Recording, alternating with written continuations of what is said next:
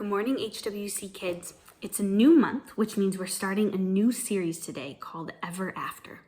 For the next 4 weeks, we're going to be learning about the story of Ruth, a story that proves that God truly writes the best life stories for us, stories that are full of companions, hope, boldness, and the knowledge that God is always taking care of us.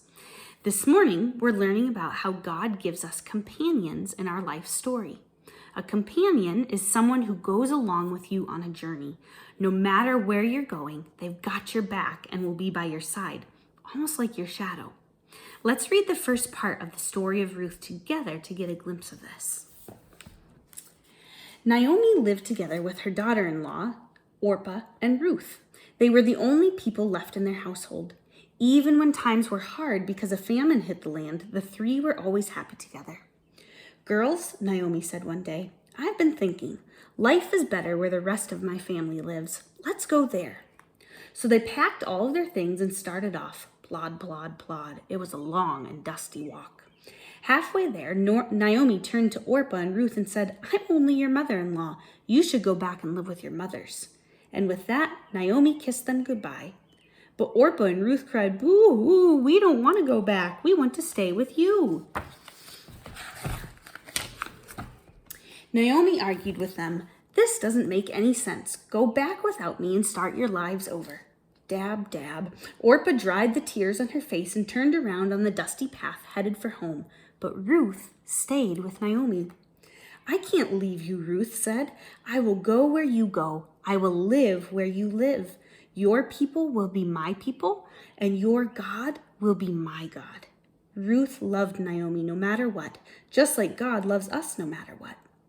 Naomi saw that Ruth meant what she said. "All right," Naomi smiled, and they started walking again, plod, plod, plod.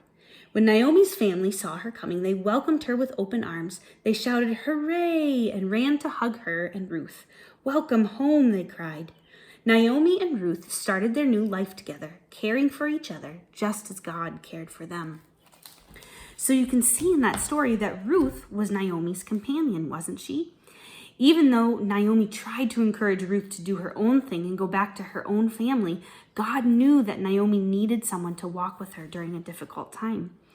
In your life, God can send you friends, family, teachers, siblings, maybe even animal friends to give you hope and encouragement and support.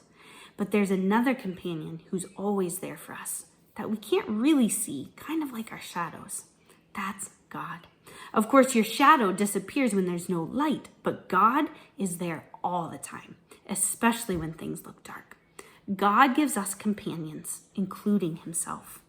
So this week, when you see your shadow, remember that God is always walking beside you, and he has given you other people in your life to walk beside you and encourage you along the way, and that you can be a companion to those around you as well. Have a great week.